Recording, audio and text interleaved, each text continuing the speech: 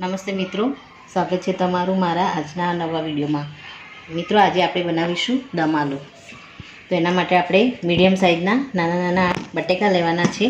આને આપણે સારી રીતે 2-3 પાણીથી ધોઈ અને એને કુકરમાં આપણે પહેલાં તો બોઇલ કરવા મૂકીશું। મિત્રો, આને આપણે સારી રીતે ધોઈ અને બોઇલ કરી લઈશું। મિત્રો, આપણા બટેકા બોઇલ થાય ત્યાં સુધી આપણે 2 નંગ ટામેટાં અને 2 નંગ ડુંગળીને આપણે સારી રીતે ધોઈ અને કટ કરી લીધા છે। આને આપણે ગ્રેવી કરવાના છીએ। તો મિક્સરમાં આપણે ડુંગળીને એડ કરી દઈશું। થોડા ટામેટાં લઈ લઈશું આમાં। બધા ટામેટાં અને બધા ડુંગળીની આપણે આમાં ગ્રેવી કરવાના છીએ। 5 થી 6 કળી આપણે આમાં લસણ એડ કરીશું। આપણે 8 થી 10 નંગ આપણે મરી લઈ લઈશું કાળા। થોડા આપણે આખા ધાણા લઈ લઈશું, અડધી ચમચી જેટલા। એમાં આપણે થોડા કાજુ એડ કરીશું। કાજુના ટુકડા આપણે થોડા આમાં એડ કરી દઈશું અને થોડા મગજતરીના બીજને આપણે આમાં ગ્રેવીમાં એડ કરી દઈશું। હવે આ બધાને આપણે સારી રીતે પીસવાની છે। એ પહેલાં આમાં સૂકા મરચાંને મેં પલાળીને રાખ્યા છે, એને પણ આપણે આની અંદર એડ કરી અને બધા ટામેટાં અને ડુંગળી સાથે આને પીસી લઈશું।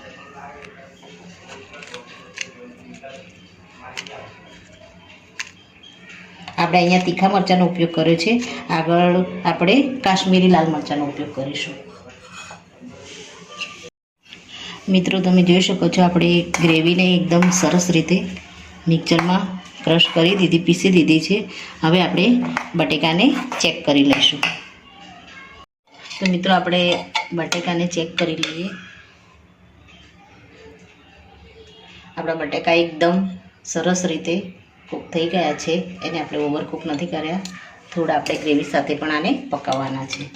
તો હવે આને ઠંડા થવા દઈ અને આને આપણે છાલ ઉતારી દઈશું। મિત્રો, આપણે બટેકાને સારી રીતે એકદમ છાલ કાઢી દીધી છે। હવે આપણે બટેકાને ફ્રાય કરીશું। પહેલાં તો આપણે કુકરમાં આપણે થોડું પહેલાં તો તેલ એડ કરી દઈશું। બટેકામાં થોડો કલર આવે અને એનો ટેસ્ટ થોડો અંદર સુધી ઉતરે માટે આપણે પહેલાં થોડા બટેકાને ફ્રાય કરીશું। તો આપણું તેલ આવે એટલે એમાં આપણે થોડી હળદર એડ કરીશું।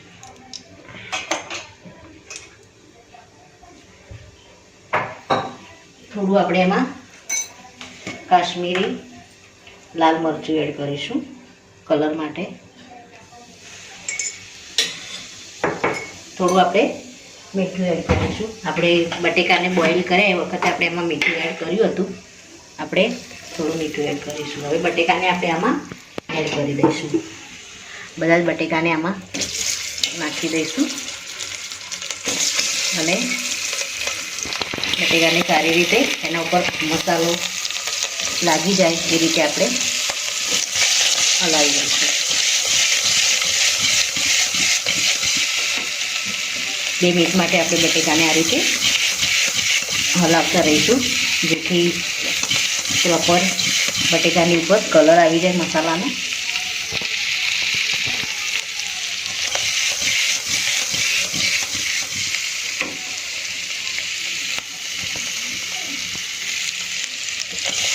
આમ કરવાથી બટેકા આપણા ગ્રેવીમાં પછી આપણે એડ કરીએ એટલે બટેકા આપણા ફીકા નથી પડતા અને એનો કલર પણ ખૂબ જ સારો રહે છે।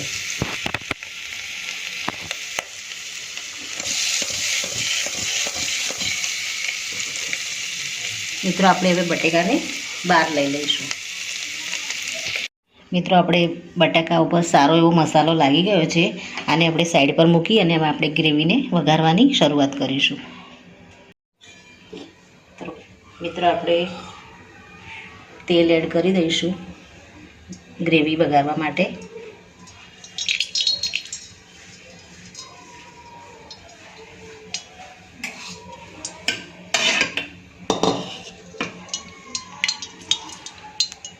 આપણું તેલ બરાબર આવે એટલે એમાં આપણે બીજા ખડા મસાલા એડ કરીશું.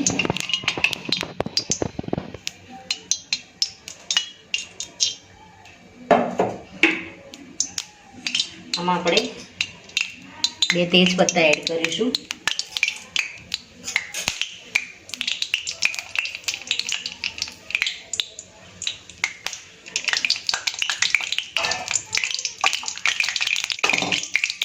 ત્યારબાદ આપણે 2 ઇલાયચી અને 2 લવિંગને પણ આમાં એડ કરી દઈશું.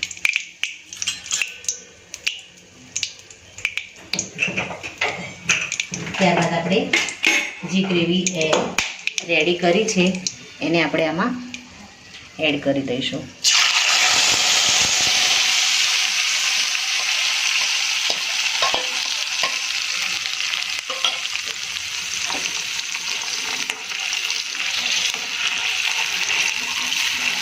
થોડીવાર માટે આપણે ગ્રેવીને હલાવી અને પછી એમાં બીજા આપણે મસાલા એડ કરીશું.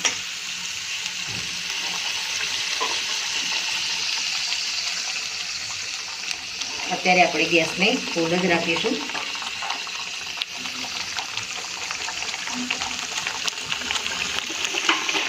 આપણે એમાં ગ્રેવીના ભાગનું મીઠું એડ કરી દઈશું.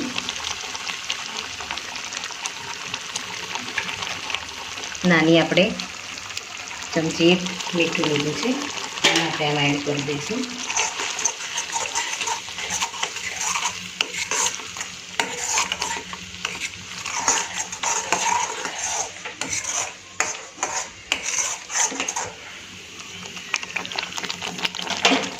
આપણે આમાં બીજા મસાલા એડ કરીશું. તો સૌ પહેલાં તો આપણે કાશ્મીરી લાલ મરચું છે એને આપણે 1 ચમચી એડ કરીશું. હળદર આપણે અડધી ચમચી લઈશું. ગરમ મસાલો આપણે 1 ચમચી લઈશું. આ બધા મસાલા સાથે આપણે ગ્રેવીને 2 મિનિટ માટે આપણે કૂક થવા દઈશું. પછી આમાં આપણે પાણી એડ કરીશું. ઢાંકી અને આપણે આને સારી રીતે કૂક થવા દઈશું. તો મિત્રો આપણી ગ્રેવી 2 મિનિટ માટે આપણે કૂક થવા દીધી છે.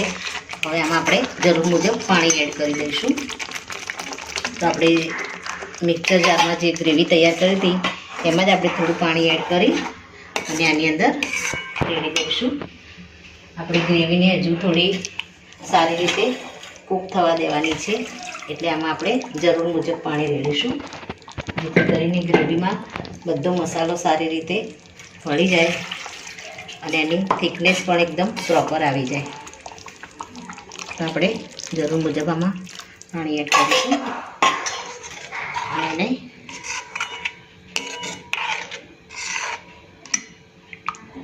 10 મિનિટ માટે આપણે એને ઢાંકી અને બરાબર સારી રીતે થવા દઈશું.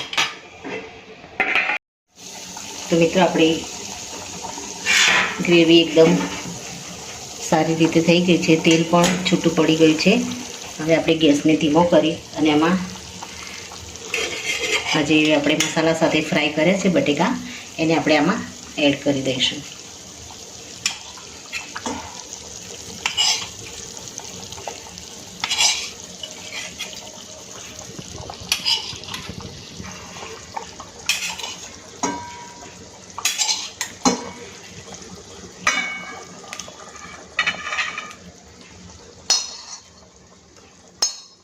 હવે આપણે ગ્રેવી સાથે એને 2 મિનિટ માટે આપણે થવા દેવાના છે. ઉપર આપણે લીલો મસાલો એડ કરી દઈશું. ઉપર લીલી સમારેલી કોથમીર નાખી દઈશું અને કસૂરી મેથી આપણે લેવાની છે. એને આપણે હાથ વડે મસળી અને આમાં એડ કરી દઈશું.